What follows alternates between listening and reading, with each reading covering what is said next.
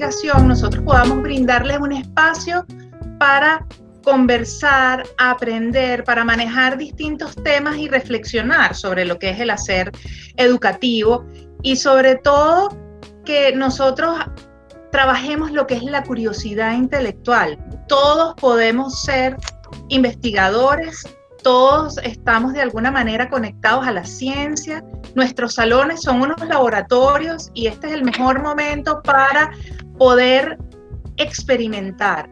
Ahí, si lo queremos transformar en una investigación, por supuesto tenemos que guardar datos, ¿no? Pero aquí lo que queremos es mostrar experiencias, queremos también escucharlos, queremos saber inquietudes, temas que les gustaría a ustedes trabajar, como para nosotros tomarlos en cuenta en los próximos conversatorios que vamos a hacer. Pues el día de hoy tenemos a dos ilustrísimos, por supuesto, nuestro querido profe Marco Tulio, para aquellas personas, si tenemos a alguien que no es de la comunidad avileña, porque ya veo que tenemos unas cuantas personas y no veo a todos, y si alguno es de fuera, pues Marco Tulio es nuestro coordinador de ciencias, biólogo pesquero, y tenemos a Yaditza, que es licenciada en Educación Mención Ciencias Biológicas y que además da un montón de materias en bachillerato relacionadas al área de ciencias y salud, ¿ok? Entonces, pues, hoy ellos nos van a presentar unas experiencias que para ellos han resultado exitosas al momento de abordar las ciencias en este momento de contingencia, donde nuestras clases son vías remotas y han resultado un reto para todos. Y entonces, a partir de allí, pues queremos que fluya la conversación, ¿ok? Entonces, pues bienvenidos a todos, me encanta tenerlos aquí hoy. Ya somos un grupo de 33 personas, así que veo que el tema científico nos interesa y nos ocupa. Entonces, bueno, les dejo la palabra a Yaditza y a Marco y yo apago mi cámara, estoy pendiente del chat, ¿ok? Cualquier duda, cualquier inquietud, por favor, escríbanla por allí, que yo me encargo de hacérselas llegar a Marco y a Yaditza para que puedan contestarles, ¿ok? Buenas tardes.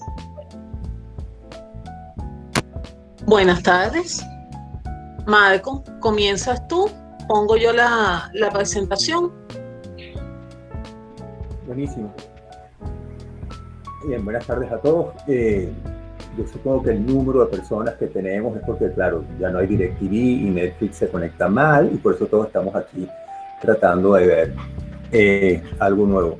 Miren, nuestra idea inicial es que esto iba a ser como un café, es decir, cuando entras a la sala de profesores y hay alguien hablando y te pegas en el tema te parece interesante. Entonces, bueno, el tema en realidad es casi que la pasión de mi vida, que es la ciencia. Si tuviera que comenzar por un principio, yo diría que cuando estaba como en sexto grado, en 1976, uno de mis tíos me regaló un libro que se llama Introducción a la Ciencia de Isaac Asimov. Y bueno, y ahí empezó todo. O sea, de verdad que me gustó muchísimo el libro y eso fue lo que me encantó a hacer esto. Hacer esto que no es fácil porque si se dan cuenta, definir ciencia es un poco difícil. Como cuando yo digo a mis alumnos que definan la vida, definir vida es un poco difícil. La Real Academia de la Lengua tiene N acepciones de vida y ciencia tiene un bojote de acepciones. Hay una que a mí me encanta que dice, bueno, ciencia es lo que hacen los científicos y ya, ¿no? Entonces, dale, vamos a hacerlo. Lo que traje hoy, o lo que tratamos de compartir, ya dice yo, hoy, son dos experiencias de cuarentena. La cuarentena nos agarró por sorpresa todo, hubo que modificar los contenidos, etcétera, las materias, y a mí se me ocurrió empezar a trabajar con mis alumnos en la parte de análisis de datos, diseño experimental, y que evaluaran unos datos reales. ¿Está bien? Pásala ya, por favor.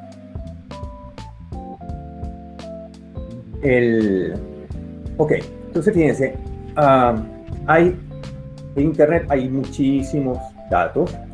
Hay algo que se llama proyectos ciudadanos en los que ustedes pueden participar y participan ayudando a los científicos a hacer ciencia. Yo traje una serie de datos que es histórica, en el área de ciencias, que son los datos de captura de los linces en la Columbia Británica desde 1821 hasta 1934, es decir, 100 y pico de años de captura de datos. Esos datos son fáciles de recuperar porque se daban unos permisos de capturas de linces a los cazadores y después se contaban las pieles. Lo que tienen ustedes ahí, que parece como un electrocardiograma, son las capturas de los linces en el periodo comprendido, y ustedes ven las variaciones de las capturas. Esas son variaciones poblacionales. Entonces, la parte interesante de esto es que ustedes bajan el archivo que la compañía lo ofrece, porque ha sido utilizado N veces en ciencia, en biología de poblaciones particularmente, y se lo presenté a mis estudiantes. Entonces, claro, el archivo viene en modo texto, entonces hay varias cosas que hacer, entonces les enseñé a importar de texto, cómo convertirlo en números, montarlo en una hoja de cálculo y hacer el gráfico. Después de hacer el gráfico hicimos algunas operaciones que no están aquí, pero para que ustedes sepan, definimos más o menos el tamaño de cada ciclo, es decir, cada cuánto tiempo se produce uno de estos picos máximos que están observando. Hay unos picos gemelos, no sé si se dan cuenta, entre 1900 y 1925, hay un piquito gemelo, y ustedes pueden ver los números de capturas que se mantienen estables en el tiempo. Entonces eso me da pie, mejor dicho, a explicarles algunas cosas interesantes de la dinámica de poblaciones. Las poblaciones oscilan, ahí lo que ustedes están viendo es una oscilación, y esta es una oscilación de tipo armónica. Entonces, claro, está la parte matemática, que es interesantísima, y que está conjugada con la biología. Galileo fue la primera persona que se dio cuenta de que la ciencia tiene un lenguaje, que ese lenguaje es la matemática. Galileo en realidad lo dijo para el universo, ¿no? Las leyes del universo están escritas en lenguaje matemática, y Newton, Kepler, etcétera, lo demostraron. Entonces, claro, lo que yo quería hacer con mis alumnos era que se dieran cuenta que uno podía predecir el ciclo poblacional de los linces con esta serie de capturas. Pásala, ya Isa. También ok, esto es un poco más compleja, y voy a explicar el porqué de elegí esta otra serie. Lo que está sucediendo ahorita con todos nosotros es lo que se conoce como un experimento natural. Es algo que ningún científico hubiese podido hacer nunca. Es decir, a mí nunca se me hubiera ocurrido pararme en algún lado, en las Naciones Unidas, por ejemplo, y decir, mire, vamos a hacer un experimentico chévere, vamos a hacer que toda la población mundial se quede en su casa, a ver qué pasa. ¿Okay? Todo el mundo se hubiera burlado de mí. Entonces, bueno, la epidemia, una de las consecuencias que trajo es que todo el mundo se quedó en su casa. Entonces, las aerolíneas, por ejemplo, están operando un quinto de su capacidad. Hay muchísimos autos, coches, motos, etcétera, motores de combustión que están en su casa. La producción de muchísimas fábricas ha bajado. Y entonces yo encontré, con ayuda de Eloy Melián, que es uno de nuestros alumnos de la segunda promoción, él me dijo que en las ciudades alemanas hay unas estaciones que miden la calidad del aire. Y cualquier ciudadano alemán tiene una aplicación instalada, si quiere, en su celular, y dice, bueno, tengo que ir al centro de Berlín hoy. Entonces, y soy asmático. Déjame cómo está el centro de Berlín hoy. No, mira, hay muchos aerosoles en suspensión y yo voy a comprar algo, así que puedo esperar un par de días. Voy a comprarlo el sábado para no ir hoy, porque no tengo tanta urgencia. Eso lo sabes porque puedes interpretar la calidad del aire, porque la calidad del aire, estas estaciones la miden y reportan la medición una vez cada hora, cada 60 minutos, 365 días del año, desde hace como 18 años. ¿Okay? Y lo que está ahí, lo que están viendo ahí, en azul, ese poco de rayas, que es un electrocardiograma muchísimo más, con una frecuencia muchísimo mayor, son las concentraciones de dióxido de nitrógeno por fecha. Ustedes pueden ver dos picos al principio. Estos dos picos corresponden a los meses de enero y febrero del 2019. Y la serie está hasta marzo del 2020. Si se dan cuenta, al final la serie decae. Y la serie decae, ¿por qué? Bueno, porque hay menos motores de combustión interna funcionando. Ustedes deben haber visto que hay noticias de prensa que dicen que, bueno, que por ejemplo, la cordillera de los Himalayas está siendo por primera vez visible en ciudades a 350 kilómetros de donde están los picos. Claro, las cordilleras de los Himalayas son un monstruo de más de 8.000 metros y se pueden ver hasta 350 kilómetros de distancia. Es una locura. Había gente desde 1931, no se veía la cordillera de los Himalayas de alguna de estas ciudades. Es decir, hay generación y media, o casi 2 generaciones completas de personas que nunca habían visto la cordillera y de repente un buen día se levantaron, abrieron la ventana y ¡pum! Unas montañas nevadas ahí al fondo, incluso se logra ver el Everest. Así como, por ejemplo, los delfines en Venecia o los cisnes en cualquier otro lado. Los animales han recuperado un espacio que los seres humanos hemos cedido. Hemos cedido en ruido, en perturbaciones, en contaminación, en muchísimas de estas cosas. Entonces, mi idea era recolectar estos datos con mis alumnos y presentárselos. Entonces les presenté, nuevamente importamos una serie de datos, hicimos algo interesantísimo que fue calcular los promedios de cada 24 horas y reportarlo como el día, que fue todo un trabajito interesante desde el punto de vista de la hoja de cálculo. Yo nunca había hecho algo así. Resultó ser todo un reto chévere para solucionar y obtuvimos esa serie. Pásala ya, Isa, por favor. Con esa serie, además de verla, me dio pie para hacer algunos análisis estadísticos sencillos, como comparar, por ejemplo, el promedio de enero a marzo del 2019, que está ahí en esa tablita, con el promedio de enero a marzo del 2020, calcular una T-Student, que es el estadístico ideal para esto, y darnos cuenta que al final la diferencia de los promedios es 0,5 y desde el punto de vista estadístico no es significativa, porque las variaciones son amplias. Sin embargo, hay en promedio, claro, tomar enero a marzo, que fue el primer trimestre, ahí los datos están un poco sucios, por decirlo de alguna forma, porque en enero no había cuarentena en Alemania, y entonces en enero, como hace mucho frío, hay un elevado uso de motores de combustión, de calefacción. O sea, nadie sale de su casa porque hace mucho frío, entonces va a estar en el carro con una calefacción puesta. Eso hace que el consumo de gasolina sea mayor, etc. Si hubiéramos comparado solamente febrero, la diferencia sí era significativa. Esto lo traigo porque, para que ustedes se den cuenta que, bueno, que es un proyecto corto, un proyecto que se puede hacer, hay infinidad de lugares donde conseguir datos, los datos son total y absolutamente fiables, y los alumnos o las personas que quieran hacerlo, se ven más o menos involucrados en todos los pasos del diseño científico. Primero tienes una pregunta, entonces, ¿cuál es la pregunta? Bueno, ¿de verdad está sucediendo esto que me dice la prensa? ¿De verdad los delfines están volviendo a Venecia porque hay un indicador, digamos de esta forma, duro de que las condiciones meteorológicas, las condiciones, perdón, de contaminación de las aguas están mejorando y el agua está menos contaminada?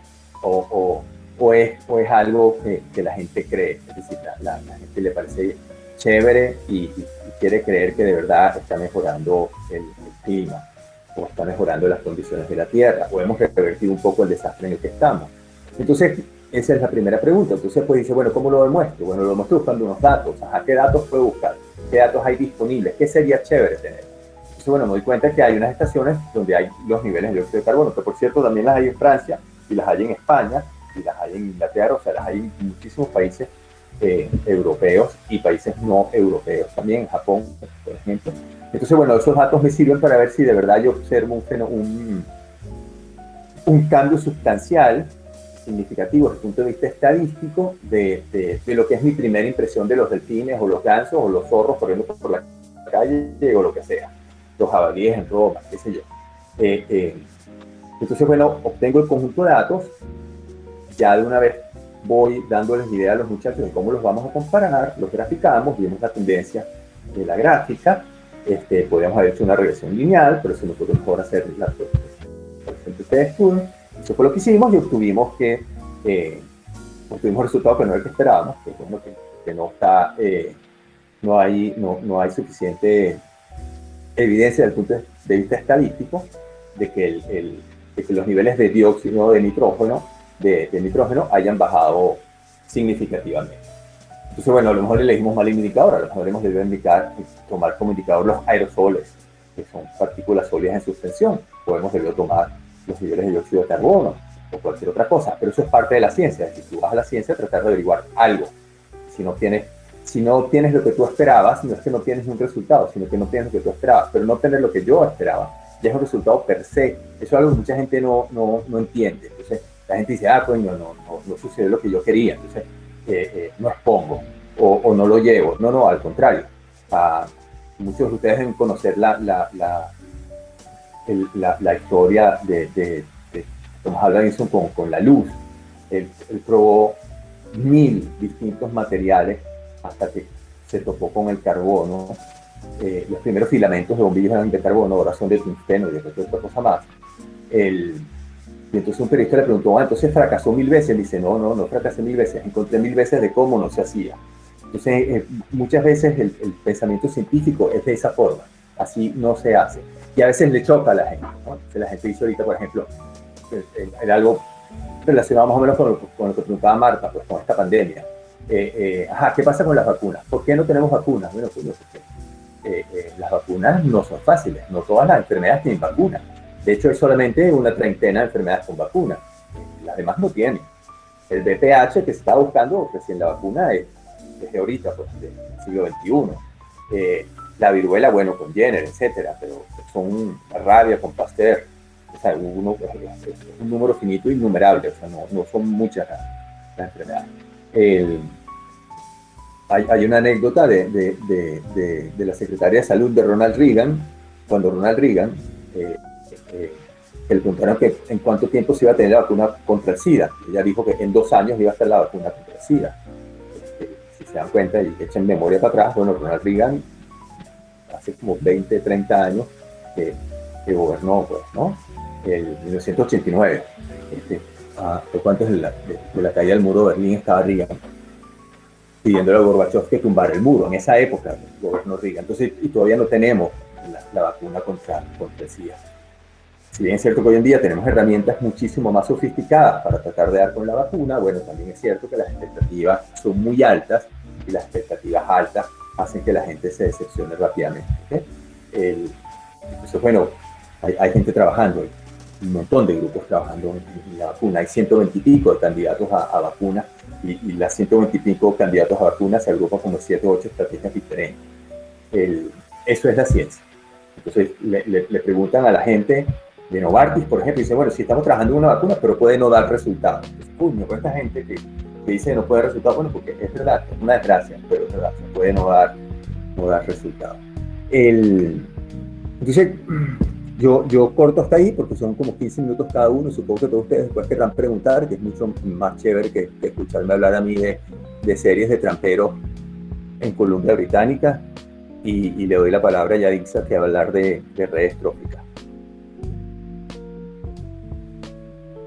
Gracias, Marco. Me parece muy interesante esto que comentas de el probar, porque la ciencia siempre es así. Puede existir mucha teoría, pero es ese ensayo y ese error, ese probar si esto me sirve para lo que yo estoy buscando, lo que al final da resultados. Y en esa búsqueda de qué es lo que necesito, pues se va generando un montón de conocimiento que a lo mejor no me sirve para lo que yo estoy buscando específicamente, pero me sirve para otra cosa. Y creo que eso enriquece muchísimo lo que es el saber en el mundo, pues. Sí, entonces, bueno, ahí tenemos algunos gráficos adicionales de Marco y pues la idea es mostrarles a ustedes 2 experiencias para dar como el abreboca para que ustedes pregunten, ¿no? Marco nos mostraba pues el caso de los linces y ahora Yadixa nos va a mostrar de las tramas tróficas que hizo con segundo año. Yadix, tuyo el micrófono.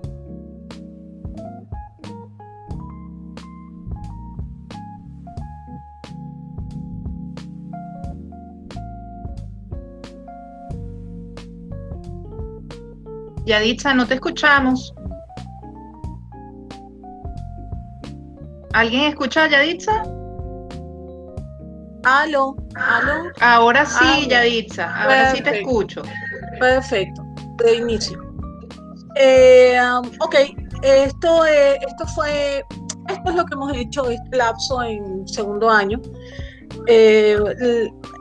Este trabajo que hemos hecho tiene varios objetivos. El primero no es el aprendizaje de contenidos, aunque pareciera lo contrario.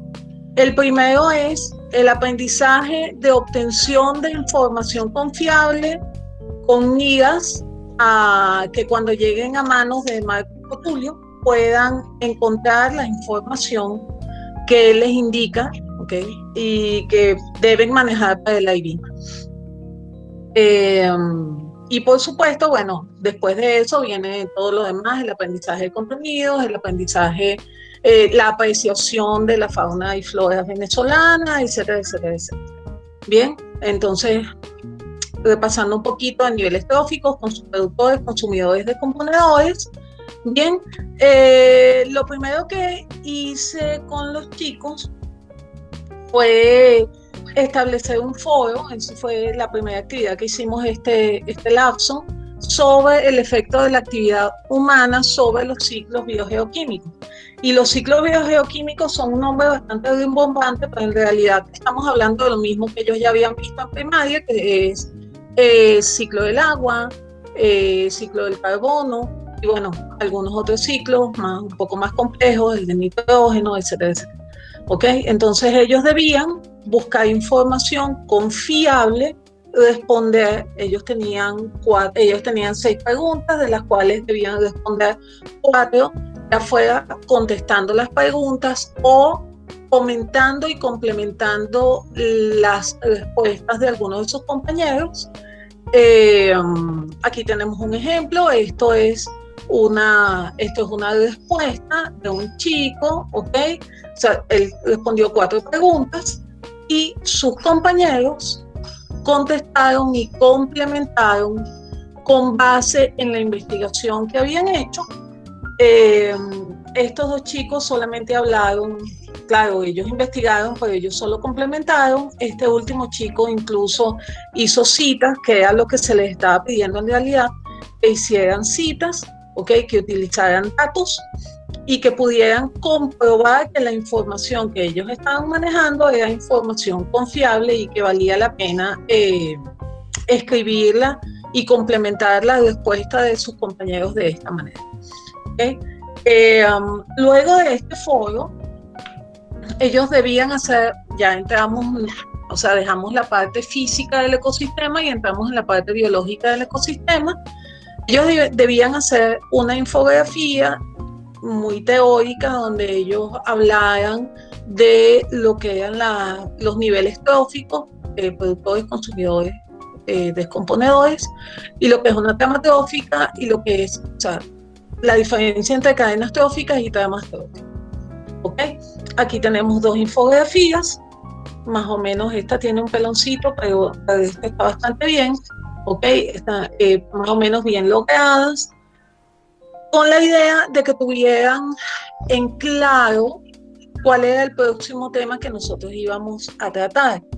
Las definiciones, ¿okay? También debían ellos buscarlas. Algunas infografías también tienen las referencias de las fuentes de información. Bien, para luego entrar en lo que es el planteamiento de una trama trófica hecha con cadenas tróficas venezolanas, de biomas venezolanos. Bien, se les dio un material muy simple acerca de flora y fauna de los diferentes biomas venezolanos, y con eso ellos tenían que montar una presentación, ¿ok? Y yo voy a poner un ejemplo. Esa presentación debía tener una introducción tal cual se entiende en el IB, es decir, una pequeña descripción de cuál es el objetivo del trabajo, cómo fue desarrollado el trabajo. Bien, luego propiamente la construcción de las tramas tróficas, de las cadenas tróficas, perdón, ellos tenían que construir 3 cadenas tróficas de mínimo 4 niveles, bien, con fauna y flora de un sitio específico de Venezuela y que fuera lógico que se pudiera usar. Ellos más o menos construyeron cositas más o menos lógicas, pusieron un productor, un consumidor primario, uno secundario, uno terciario, ¿ok? Para luego construir una trama, es decir, encontrar la relación que había entre unas y otras y plantear esta relación. Bien, con eso ellos debían analizar los puestos, las posiciones de cada uno de los elementos de esa trama, ellos debían, por ejemplo, ver si eran herbívoros, si eran carnívoros obligados, si eran omnívoros, ¿ok? O sea, si ellos podían variar, porque nosotros habíamos hablado ya de cómo era la variación de la energía asequible, ¿ok? O sea, a cuánta energía pueden ellos tener acceso dependiendo del nivel trófico en el cual se encontraban. ¿Bien? Y luego ellos debían llegar a una conclusión. La conclusión que se les pide también es una conclusión tipo IB, es decir, normalmente uno entiende que las conclusiones son el resumen del trabajo. ¿Okay? En ciencia, el resumen del trabajo es la introducción y la conclusión es la idea conclusiva, es decir, a qué idea final uno llega después de hacer toda la investigación. Entonces ya desde ahorita ellos se les está pidiendo que ellos, en vez de hacer el resumen del trabajo, ellos digan, bueno, mira, la conclusión de todo esto a lo que yo llegué es que hay animales, por ejemplo, que son más buscados porque son más fáciles de consumir que otros que son menos buscados y entonces son posición terminal en la trama trófica, por ejemplo. ¿Ok? Entonces, ¿cuál era la idea de todas estas actividades? Bueno, uno, que aprendieran a buscar información, dos, que aprendieran a manejar la información y tres, que con esa información ellos aprendieran a construir, ¿ok? A construir, en este caso, tramas tróficas o construir lo que se les pida que deban construir, pero ya habiendo manejado, teniendo la facilidad de manejar información confiable, claro, al nivel de los muchachitos de segundo año. ¿Okay? Y bueno, eso es todo. Cortico. Oye, Yaditza, súper interesante que todo esto conlleva una serie de aprendizajes asociados desde el punto de vista tecnológico, incluso cultural. Yo viendo un poco la fauna y la flora, hasta algunas especies desconocidas para mí, las conocí viendo este trabajo. Te hago una pregunta que creo que en ciencias es muy importante, que es, ¿por qué es tan necesario buscar información confiable? ¿Por qué la necesidad de sustentar y de tener esa, vamos a decir, esa información de una fuente que no sea cualquiera, sino que tenga unas características especiales? Porque sí, exacto. Muy cierto, Rita. Lo que pasa es que en la investigación científica creo que se hace mucho más necesario quizás que en otros ámbitos. Porque eso es lo que te permite que el resultado de lo que estás haciendo sea válido y sea confiable. Si tú partes por ejemplo, tú partes de algo como, es que a mí me dijeron que el árnica es un buen desinflamatorio y tú te lanzas toda una investigación porque a ti te dijeron que el árnica, ¿ok? Y tú no tienes una fuente confiable de información que haya seguido una serie de pasos bien establecidos, donde haya conseguido datos que hayan sido validados una y otra vez siguiendo los mismos pasos, ¿ok? En varios sitios, ¿ok? Entonces, cuando tú presentas tus datos, te dicen, ¿y usted se basa en qué? Bueno, es que a mí me dijeron. Es que a mí me dijeron. Yo les pongo a los chamos un ejemplo muy fácil. Tú vas caminando por la calle y de repente ves, no sé, ¿qué te digo? Un sapo que se está comiendo una zarigüeya, una cosa así súper imposible, ¿ok? Pero tú lo viste y tú dices, los sapos comen zarigüeyas. Y tú estableces el hecho que los sapos comen zarigüeyas, pero tú no haces mayor investigación.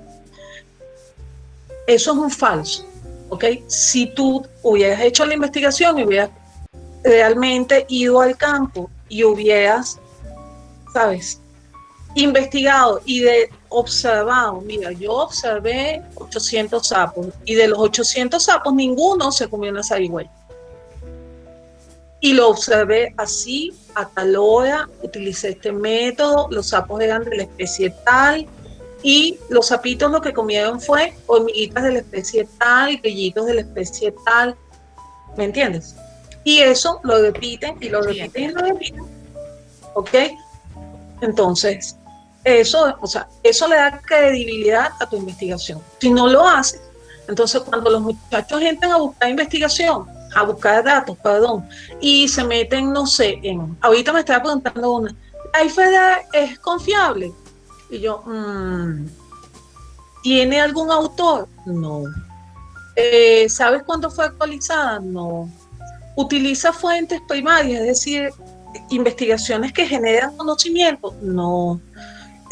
¿Pertenecen a alguna ONG? No. ¿Son una página comercial?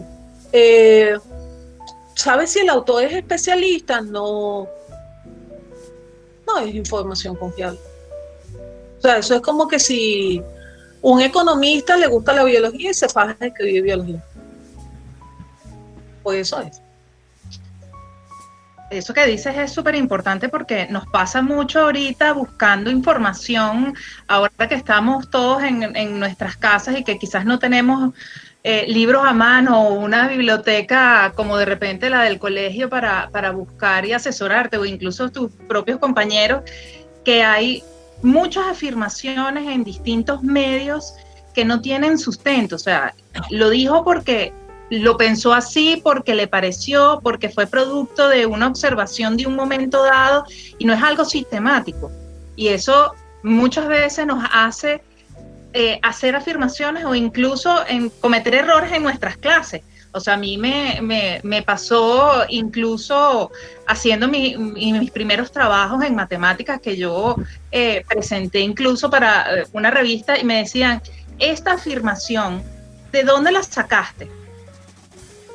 Entonces me daba cuenta de que había muchas cosas que yo pensaba o que había observado en un momento, pero que era muy audaz de mi parte hacer esa afirmación dentro del trabajo que estaba haciendo porque no tenía ningún tipo de soporte. Exacto. Es verdad, Marco. Por eso las publicaciones arbitradas son importantes. Una publicación arbitrada es una publicación que es evaluada por un especialista y que el especialista dice, mira, si está bien hecha o no está bien hecha, no se puede publicar, darle sus apeos. Para eso son las publicaciones arbitradas. Yo sí pregunto que ¿cómo sabe uno cuáles son páginas confiables? O sea, ¿cómo sabe uno en dónde mete la nariz? Bueno, lo primero es que por las extensiones, si yo me guío mucho por las extensiones, aunque usted no lo crea, yo veo mucho, por ejemplo, si son páginas comerciales, si son páginas de ONG, si son páginas de universidades, si son buscadores académicos. Gaby, ¿cómo sabes que son páginas comerciales, perdón? Porque terminan en .com. Ah, ok. Disculpa mi ignorancia. No, tranquila. Las .com son páginas comerciales, las .edu son páginas que se dedican a la educación y normalmente son universidades. Las .ong o .org son organizaciones no gubernamentales. Pero ahí hay un temita, porque por ejemplo, Wikipedia es wikipedia.org y Wikipedia dice muy claramente que ellos no son una fuente de información académica. Okay, ellos son una enciclopedia muy buena de uso general, pero ellos no pueden, o sea, ellos no dan información que pueda usarse en un colegio, ¿okay? Y son una organización, y son una ONG, ¿me entiendes? Entonces hay que tener también un ojito con eso. Hay farmacéuticas que son .com y publican informaciones muy buenas, ¿ok?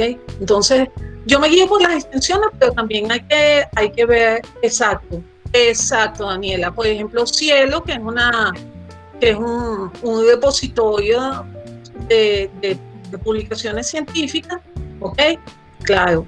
Pero también me guío, por ejemplo, evidentemente, todo artículo científico publicado en o sea, en un sitio arbitrado es confiable, pero por ejemplo, todas las páginas de gobierno publican información oficial, sean ciertas o no sean ciertas. ¿Ok? Entonces, un dato oficial siempre va a ser un dato oficial, nos guste o no nos guste. ¿Ok? Por ejemplo, hay páginas donde no hay autor. Miren, si no hay nadie que se haga cargo de lo que se está escribiendo, a menos que sea una cosa monstruosa, así impresionante como la World Wide Fund, por ejemplo. Pero por regla general, la información confiable tiene cara y tiene apellido. Y además dice cuándo fue actualizada. ¿Ok? Y además dice cuáles son sus fuentes y normalmente hace citas. Bien, porque el que entiende cómo se maneja la información confiable sabe que si no se hacen citas se está haciendo plagio. Y la idea es justamente que los muchachos aprendan que no deben hacer plagio, porque hay un tema ahí. Yo he escuchado mucho por ahí aquello de, pero es que el copy-paste, bien, el copy-paste es buenísimo. Yo no me opongo al copy-paste, siempre y cuando se convierta en una cita. Si el chamo hace copy-paste y le pone el autor, ¿ok? Eso es una cita. Puede ser una cita textual, puede ser una cita parafraseada, pero es una cita. ¿Ok? Y lo está haciendo buenísimo. Ahora, si hace copy-paste y no le da el derecho a quien se lo merece, bueno, eso es un plagio. Y eso está mal hecho, pero si lo hace bien, ¿por qué no lo va a hacer? En ese sentido, Andrea pone un comentario muy bueno que dice que además genera un sentido de responsabilidad y cuidado con la información que consumimos y compartimos.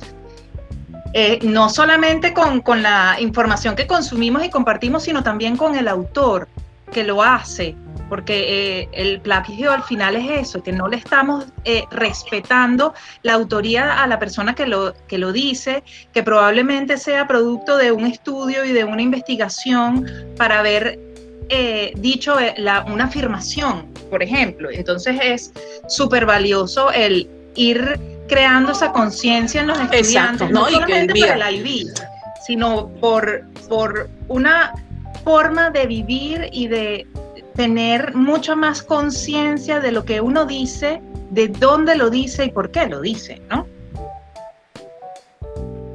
No, y que además cuando uno habla desde el punto de vista académico, ¿okay? Uno, a menos que esté haciendo una investigación de doctorado o algo también, o algunas investigaciones de maestría, ¿ok? O sea, uno, por regla general, no tiene ideas originales, académicamente hablando. ¿Okay? Entonces, miren, uno está obligado. Aquí tenemos unas preguntas sobre si alguien no se ha atrevido a investigar en el campo de las ciencias naturales, ¿por dónde empezar? O sea, ¿cuál sería el camino a seguir y quizás cómo empezaron ustedes? A ver, Marco, échale tus piernas. No entiendo muy bien lo que estás queriendo preguntar. Repítelo. En el área de ciencias naturales, cuando se quiere empezar a investigar, ¿cuál es el camino que se recomienda seguir? O sea, ¿cómo empezar? Yo, Mafe, quiero investigar en esta área, pero nunca lo he hecho. ¿Qué consejo me darías? Wow, parte del éxito de una investigación es que formules muy bien la pregunta. O sea, tienes que tener clarísimo qué parte del fenómeno te importa. Bueno, hay dos componentes que son fundamentales, la curiosidad y la capacidad de observación. El libro ese al que me refería de Isaac Asimov, que es Introducción a la Ciencia, comienza en un principio, todo fue curiosidad. Si se dan cuenta, en la Biblia, en el Génesis, también se habla de la curiosidad, es decir, Eva fue curiosa. Yo siempre he pensado, bueno, no solamente yo, el tío también lo piensa, o sea, la labor de la serpiente es la más sencilla en el universo. que es que alguien tenga curiosidad por comerse una fruta roja redondita espectacular que es manzana.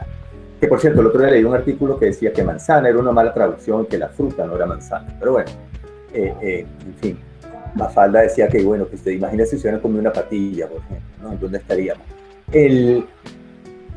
La parte interesante es que sientas curiosidad por algo y que estés seguro que quieres encontrar la respuesta. Porque de ahí en adelante todo va a ser un trabajo ingrato.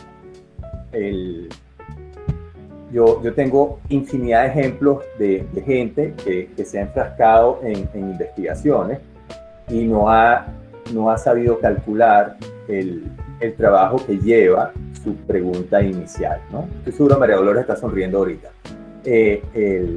Y nos pasa un poco a todos. Por ejemplo, yo una vez con un grupo de compañeros de la universidad comenzamos un proyecto en una playa arenosa en Mierote y estuvimos 9 meses muestreando para determinar unas curvas de crecimiento de las especies de chipichipi y de guacuco que habían en el área, y después de 9 meses los datos nos sirvieron. Y cada mes medíamos aproximadamente 3.000 chipichipis y 3.000 chipichipis de cada especie y 3.000 guacucos. Es decir, 9.000 mediciones con Vernier anotadas, pasadas, etcétera, etcétera, etcétera. Entonces, bueno, es muy ingrato. Bueno, porque sencillamente no nos dimos cuenta que el ciclo de población era tan rápido y los bichos crecían tan rápido y se solapaban las cohortes de chipichipis y guacucos. Entonces íbamos a la playa, nos metíamos a la playa a las 7 de la mañana y salíamos a las 9 de la noche de la playa. Entonces, un trabajo brutal. Para después llegar al laboratorio a medir. Y eso lo hace sí solamente si la cosa te apasiona y sí solamente si quieres saber la respuesta de lo que está ocurriendo. Hay temas donde uno se siente, hay una frase de Newton estupenda que dice que él se siente como un niño con un guijarro al borde de un océano, que así se ve él, es decir, el océano es todo lo que está por descubrir. Tú tienes muchísimas parcelas o cosas donde puedes ir a tratar de descubrir desde una metodología para que los muchachitos aprendan algo en el salón de clase hasta cómo implementar un programa de responsabilidad, de autonomía, de pasión por las matemáticas, de bajar un poco la química, de que los muchachos entiendan. Estos son problemas que tienen mis compañeros de trabajo y que tengo yo. Pretender que los muchachos aprendan la tabla periódica no es fácil. Pretender que se aprendan las valencias tampoco. Sobre todo hoy en día que hay una especie de tirria tratar de aprenderte las cosas de memoria. En ciencia hay muchas cosas que tienes que aprender de memoria. Es decir, las definiciones son definiciones, que las tienes que aprender de memoria. Y es nefasto porque algunas definiciones cambian con el tiempo. Y bueno, tienes que reaprender. Entonces, a los biólogos nos pasa muchísimo que los taxónomos son un tipo fastidiosísimos y a cada rato están cambiando los nombres de las especies. Entonces, te sabías el nombre de una especie y lo dices y te dicen, no, chamo, ese género cambió hace 10 años. Como no es tu área de trabajo, no tienes ni idea que había cambiado 10 años. ¿Qué investigar? Puedo contar anécdotas curiosísimas. Por ejemplo, yo tengo un gran amigo que trabaja en la Universidad de Grenoble, en Francia. Yo quería trabajar con la genética de los frailejones y empezó a venir a Venezuela de nuevo y a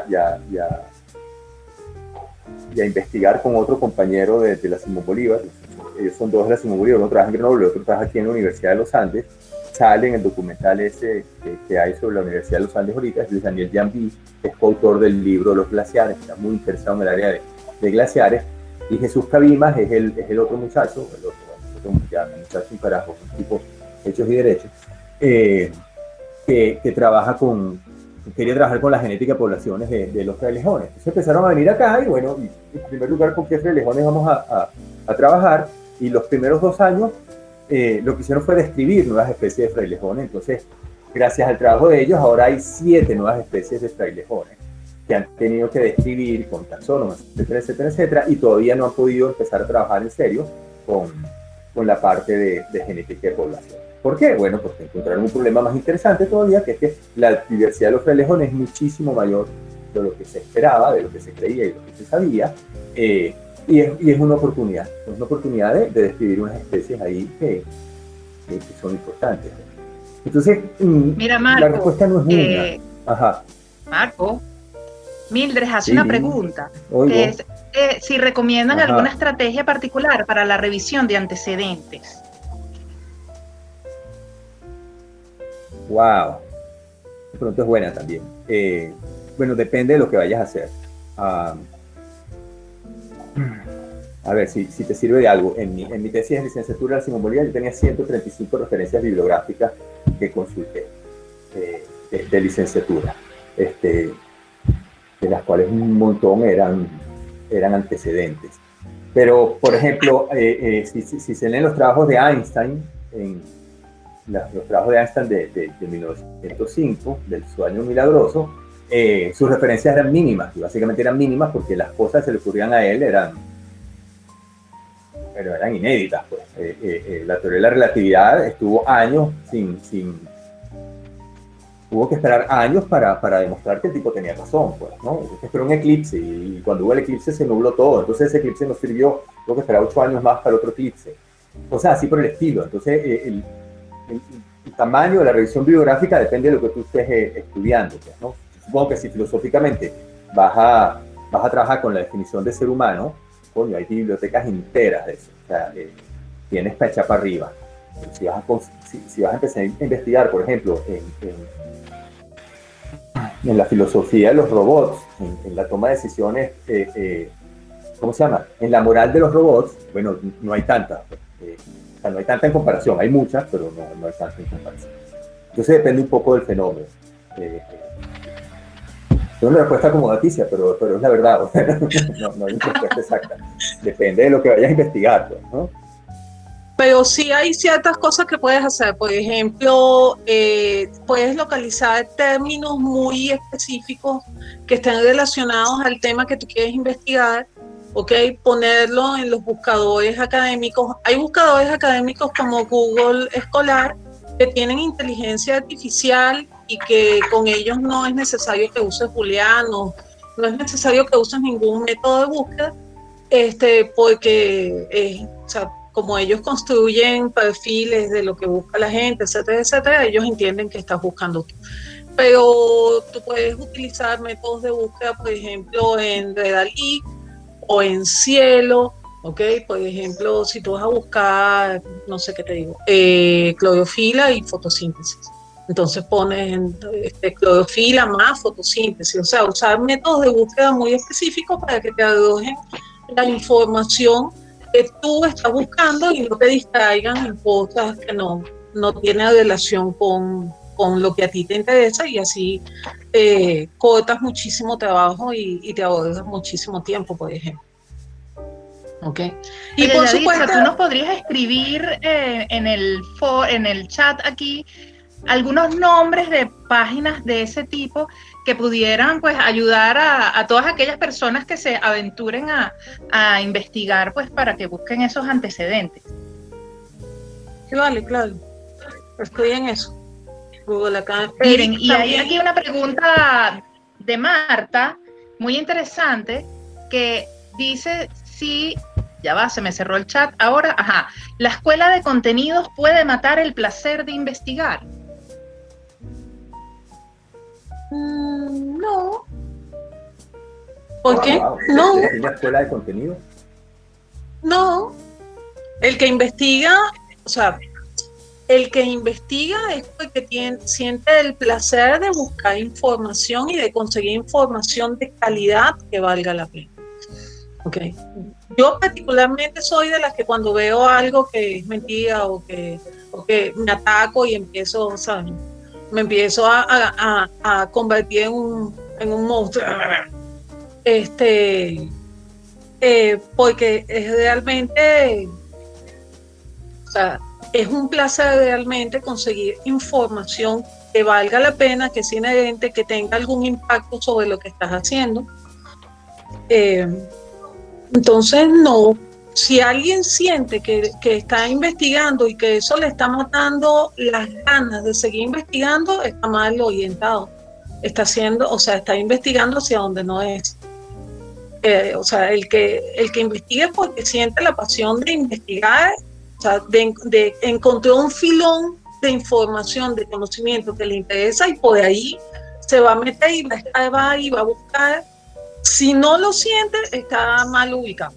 Está viendo hacia donde no es y tiene que volver a ubicarse a donde debe estar.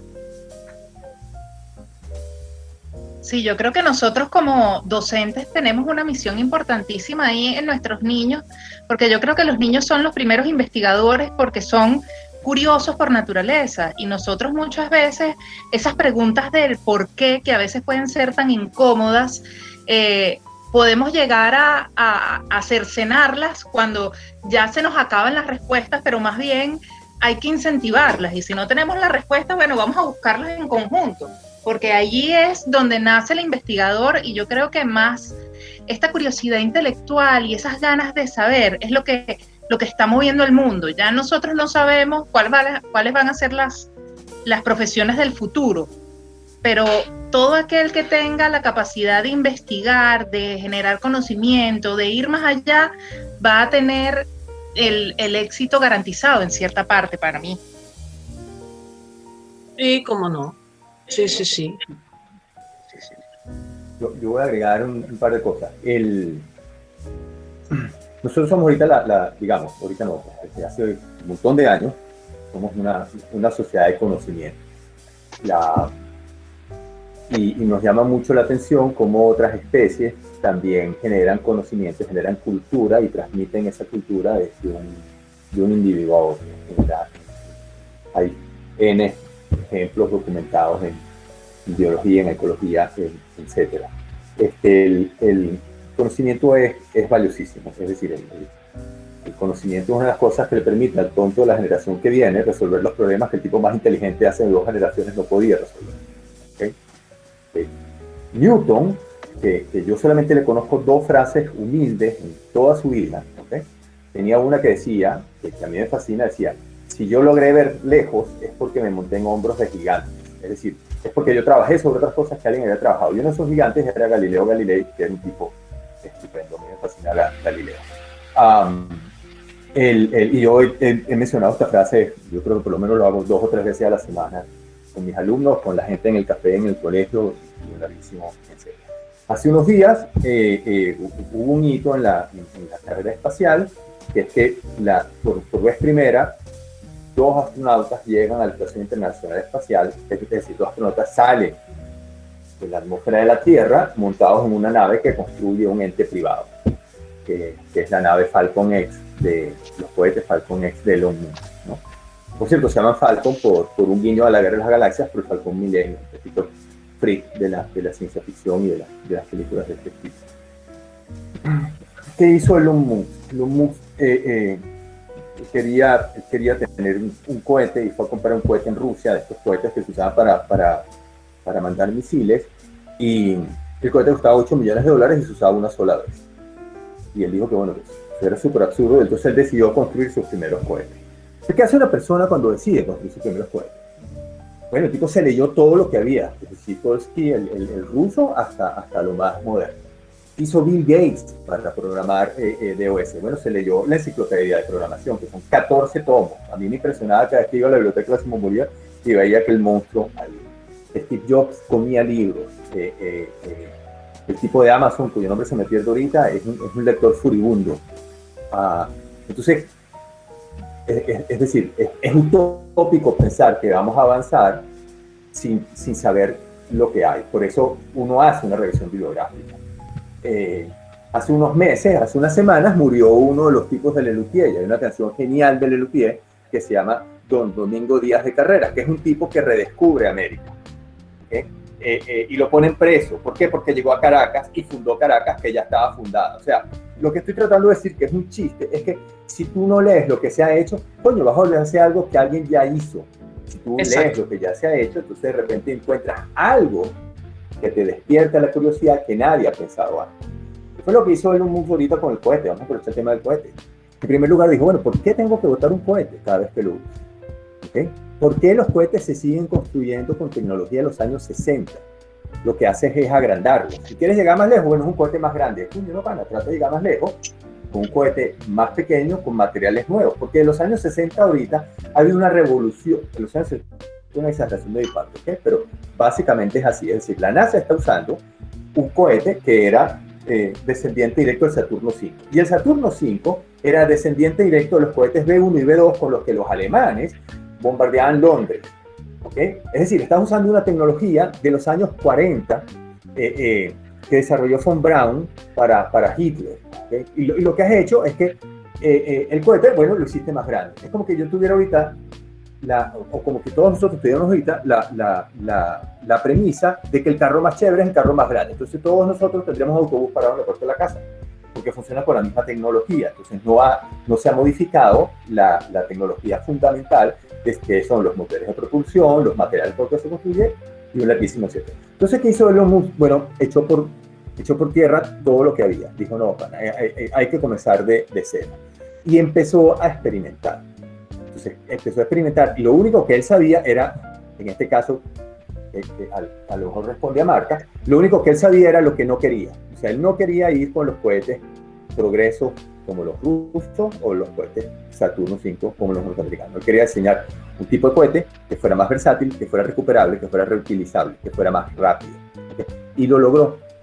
Tardó un poco tiempo más de lo que él pensaba. Él pensaba lograr lo que logró hace 2 días en el 2006, lo está logrando en el 2020. Pero no importa, pero lo logró. Es lo mismo que con las vacunas, ¿ven? O sea, a veces espera más tiempo de lo que se debe. Y yo le rindo culto al conocimiento. Me parece magnífico el conocimiento. A mí me atrae la gente que tiene conocimiento, que sabe hacer cosas que yo no sé hacer. Entonces, no sé si eso responde a lo de Marta, pero básicamente yo creo que si no generamos conocimiento y si no aprovechamos el conocimiento generado, bueno, nos vamos para el psicótico. Claro, Marta pone aquí que cómo se ve transformar los proyectos de aula como ejes generadores. Es que debería trabajarse por proyectos de aula, ¿ok? Y eso debería, como los proyectos son del interés de los estudiantes, eso debería generar en ellos la curiosidad de investigar, ¿ok? Yo con mis chamos, sobre todo con los de segundo que están más grandecitos, muchas veces lo que les digo es, mira, vale, nosotros vamos a trabajar en este tema, yo te doy estas opciones, tú escoges y enfócalo como tú quieres, siempre y cuando hagas algo que realmente valga la pena y aporte, y los dejo que trabajen. Y ellos hacen. Y hacen bien además, porque les gusta investigar. Entonces, ¿sabes? Claro. Debería, de hecho. Sí, ahí la motivación es importante. Claro, no, y que además el conocimiento no puede entenderse como una parcela nada más, porque cuando uno entiende el conocimiento como una parcela, los muchachos son incapaces de hacer el salto, vamos a decirlo así, y llevarlo a otras materias. Entonces no entienden, por ejemplo, que biología se compone de matemática, física, química, ¿bien? O que en química puede ser que, o sea, en química se usa la matemática, o que para la historia puede ser que se use la biología en el estudio de ciertos restos humanos. ¿Me entiendes? Entonces, la única manera de que ellos entiendan que el conocimiento es un conocimiento transdisciplinar es que efectivamente lo sea. No hay otra manera. Pues bueno, muchachos, ya son las 5. Se nos ha pasado la hora rápidamente. Espero que se hayan tomado su café. Nos encantaría continuar hablando, pero queremos que vengan la próxima vez que los invitemos a un conversatorio. Nos encantaría que nos dieran sugerencias de qué temas les gustaría que abordáramos en unas próximas sesiones para que, bueno, tomemos café y hablemos de otras cosas interesantes, porque bueno, hablar con Marco Tulio Yaditza, uno podría pasar muchísimas horas y bueno, hoy se nos pasó rápido el tiempo y creo que realmente estuvo bien interesante y probablemente hayan quedado cosas allí por conversar. Entonces, pues bueno, gracias a todos por acompañarnos en la tarde de hoy. Pues próximamente estaremos enviándole otras invitaciones. Queremos que este sea un espacio de relax, de conversar, de curiosear y preguntar cosas y conocer cosas nuevas, así como esos espacios del cafecito, como decía Marco Tulio en el inicio. Entonces, pues bueno, nos despedimos de ustedes, muchas gracias. No sé si Marco Tulio y Yaditza quieren decir algo para despedirse. No, muchísimas gracias. Las preguntas muy, muy, muy inteligentes. Muchas gracias. Muchas gracias por escucharnos. No, yo no sé ustedes, pero a mí esto se me pasó rapidísimo. Yo podría quedarme sentado aquí hablando tonterías hasta que ustedes se apagaran. Gracias por estar ahí, de verdad. Muchas gracias por haber compartido el café. Sí, gracias por aceptar la invitación y bueno, nos vemos en una próxima edición de Tomemos Café y Hablemos de esto.